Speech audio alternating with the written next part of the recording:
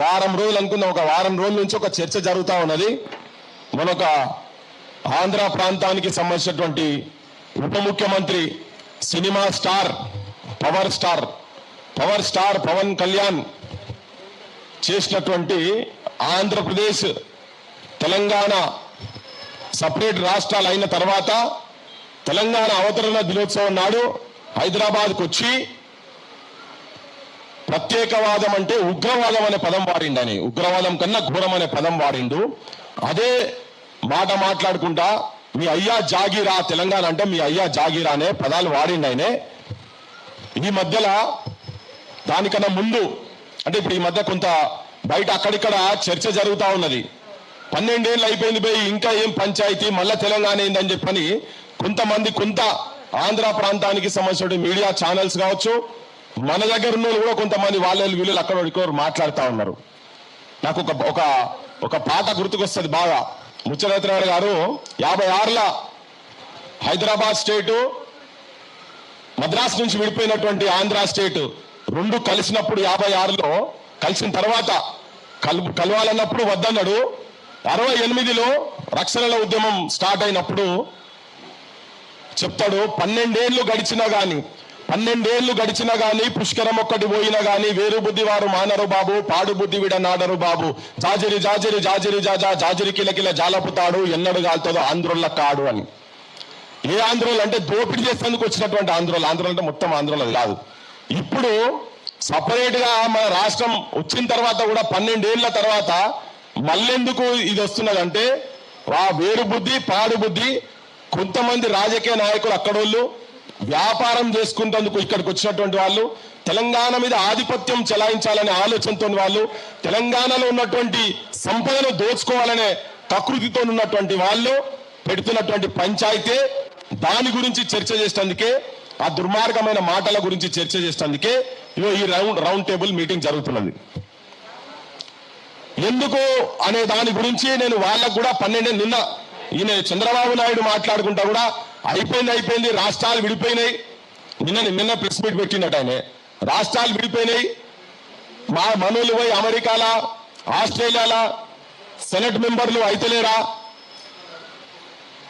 ఎక్కడెక్కడ అయిపోయినాక పవన్ కళ్యాణ్ గట్లనుడు మంచిదేనా అన్నాడు. మరి గట్లనుడు అంటే ఏంటిదో మాకు చెప్తే జర బాగుంటుంది. ఏంది గట్లనుడు అంటే ఏంటిది అనేది జర వివరంగా చెప్పాలి చంద్రబాబు నాయుడు గారు. మేమేమంటున్నామంటే నీ పార్టీ ఎంపీ ఈ మధ్యలో శ్రీకృష్ణ దేవరాయ అంట ఆయనే పార్లమెంట్ లో ఉండి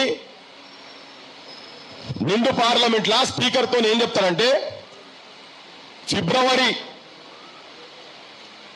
14లో జరిగినటువంటి పార్లమెంట్ లో తెలంగాణ విభజన బిల్లుకు సంబంధించినటువంటి ఇష్యూ గురించి మాట్లాడుకుంటా అదొక బ్లాక్ డే, డార్క్ డే అని మాట్లాడిండు. శ్రీకృష్ణ దేవరాయని పేరు నీ party MP black day, dark day అని మాట్లాడింది. నిన్నదాకా మొన్న మహానాడులో బలవోడు మీ దగ్గర చెంచాగిరి చేసేటువంటి ఒక పెద్ద మనిషి వచ్చి మీ దగ్గర మీ మహానాడులో మరి మీరు అందరు తీర్మానం చేసి ఆయనతో చెప్పించిరట, నీకేదో పదవి ఇస్తాం నాయన అని చెప్పిరట. ఆ పెద్ద మనిషి మాట్లాడుకుంటా ఏం చెప్తారు, తెలంగాణ పదానికి డిక్షనరీలో ఈ తెలంగాణ దానికి అర్థమే లేదని చెప్పి ఆయన మాట్లాడతాడు. మా దగ్గర ఇక్కడ ఇక తెలంగాణలో వేరే సమస్యలు ఏం లేనట్టు ఇప్పుడే మేఘాల మీద ఎన్నికల వాగ్దానం చేసినా కాబట్టి నేను మైత్రివనంలో విగ్రహం పెడతా, ఎన్నికల వాగ్దానాలల్లా పుస్తకాలల్లా మేనిఫెస్టోలల్లా మా 2 లక్షల ఉద్యోగాల గురించి దాని మీద పట్టింపు లేదు.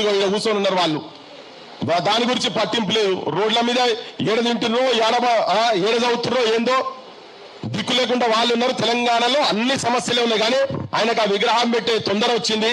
ఆ విగ్రహాలు పెట్టుడు ఈ పంచాయతీ అంతా దీని మీద చర్చ జరిగేటందుకే.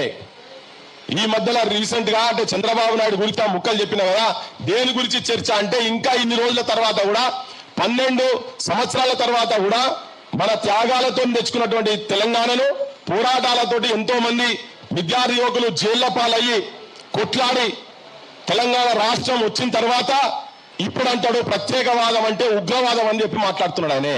తెలంగాణ గురించి మాట్లాడితే ఉగ్రవాదులమాట, మనమాట ఉగ్రవాదులమాట. అంటే మన చచ్చిపోయిన అమరులందరినీ అవమానపరిచే రీతిలో ఇప్పుడు ఆయన కూడా అన్నాడు మన ఆంధ్రలో తిడుతున్నాడు, మన ఆంధ్ర అంటే ఏంటిదా మరి, నువ్వే అంటున్నావు ఆంధ్ర అని చెప్పి నువ్వే అంటున్నావు కదా, ఆంధ్ర అంటే ఒక సపరేట్ స్టేటే కదా, నీ సపరేట్ అన్నట్టే కదా. అని ఇప్పుడు ఎవడు ఉగ్రవాది ఇక్కడ?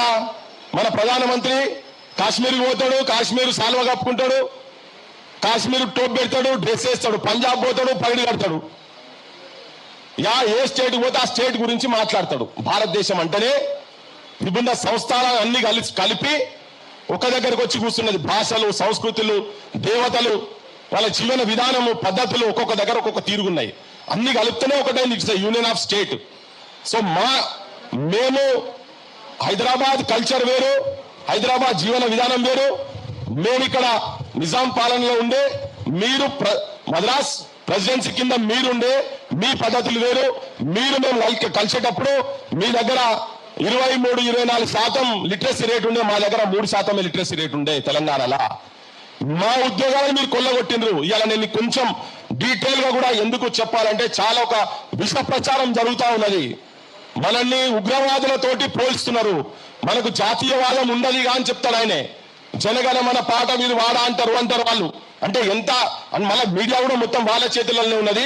ఎంత దుష్ప్రచారం చేసే ప్రయత్నం ఎట్లా జరుగుతున్నది, ఎందుకు 12 సంవత్సరాల తర్వాత మళ్ళెందుకు తెలంగాణ అంటే ఎక్కడ ఏ కూడలి కాడియాల చూసినా, ఏ పెద్ద మనుషులను చూసినా, ఏ జెన్జీ బ్యాచ్ ఏడ చూసినా తెలంగాణ మీద చర్చ జరుగుతా ఉన్నది. లాస్ట్ వారం రోజుల నుంచి సీరియస్ చర్చ జరుగుతా ఉన్నది.